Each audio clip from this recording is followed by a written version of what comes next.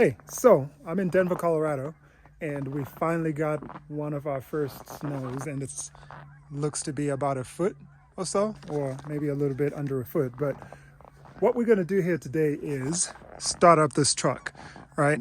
People are always asking, hey, how do the diesels perform in the wintertime? Are you going to have trouble starting it? Well, it's been about 24 hours since I last drove it, and it's been below zero. And right now it's actually like -2 degrees. So it's actually still legitimately cold out here. So I'm going to start it up and see what happens here. So let me try to find my keys. Okay, so we're gonna just start it here together. So lock and then 2 times. And there we go.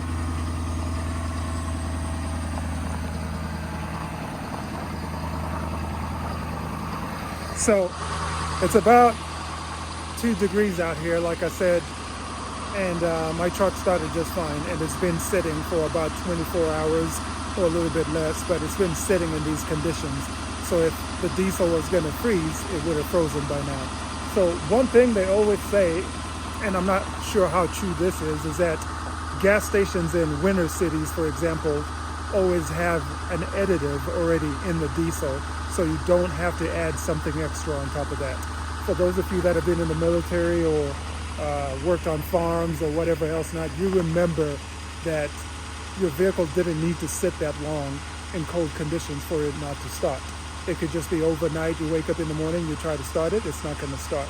But these new diesels apparently, or obviously, perform way better than that.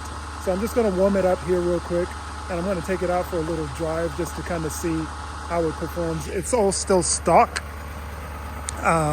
but the Tremor edition, of course, comes with these Goodyear Duratracks. So I'm assuming it's going to perform just fine in the weather, but I'm going to take it out for a little drive, try to shoot some video while I'm out there, and kind of see how that happens, or see what happens there. All right?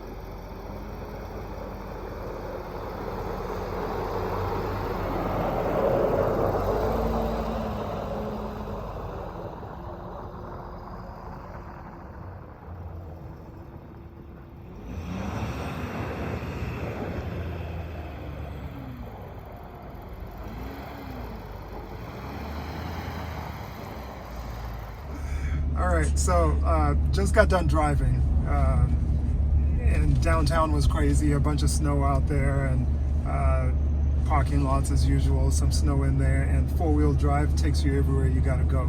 Of course, because it's real-time four-wheel drive or real 4x4, it's kind of painful trying to turn when you're in, 4 high, but you turn that off, you switch back into 2, and then it gets a little dicey, but as long as you're in four-wheel drive on the interstate, the highway, everything is fine. So yeah, I'm impressed. No qualms, and that's again without anything in the back. So once I load it up in the back, put some mats down in there just to give me a little bit more balance front to back, I think I'd be even better. But not that I have any complaints. So that's about it for right now. Until then.